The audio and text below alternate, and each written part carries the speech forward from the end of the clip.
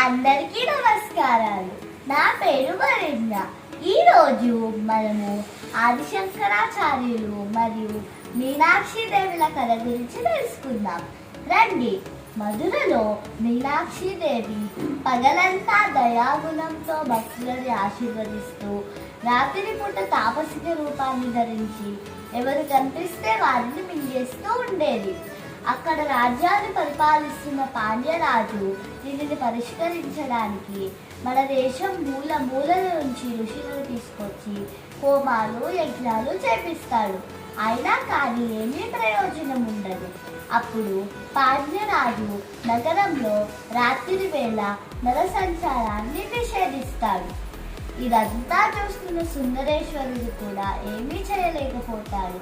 తనలో తాను ఇలా అనుకుంటాడు, నా అంశం మానవుడిగా జన్మించేంత వరకు నేను కూడా ఏమీ చేయలేను.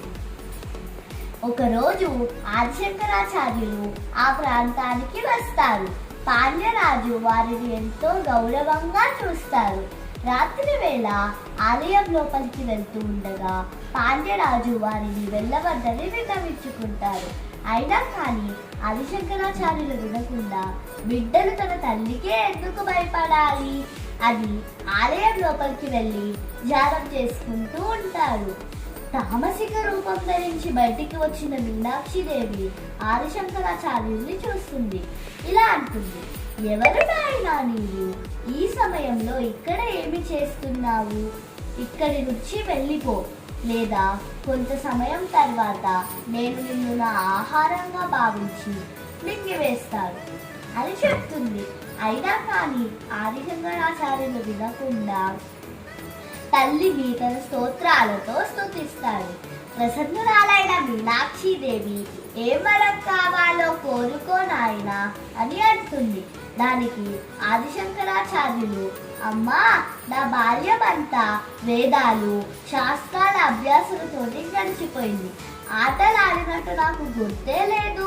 నాతో పాచికలాట ఆడవా అమ్మా అని కోరుకుంటాడు. అప్పుడు మీనాక్షిదేవి సరే అని సుందరేశ్వరుని సాక్షిగా పెట్టి దివ్య పాచికలను సృష్టించి ఆదిశంకరాచార్యుడికి ఇస్తుంది. అప్పుడు ఆదిశంకరాచార్యులు అమ్మని విన్నవించుకుంటారు, అమ్మా, మీరు తమరి స్థానంలోనే ఉండి ఆట ఆడండి అని. దానికి మీనాక్షిదేవి సరే అని, ఆట అంటే ఏదో ఒక పంతం ఉండాలి కదా అని అంటుంది.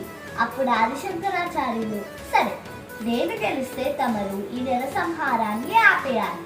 తమరు గెలిస్తే నేనే మీకు ఆహారంగా మారుతాను అని చెప్తాడు. మీరు ఆట ఆడే లోపే తెల్లవారైపోతుంది.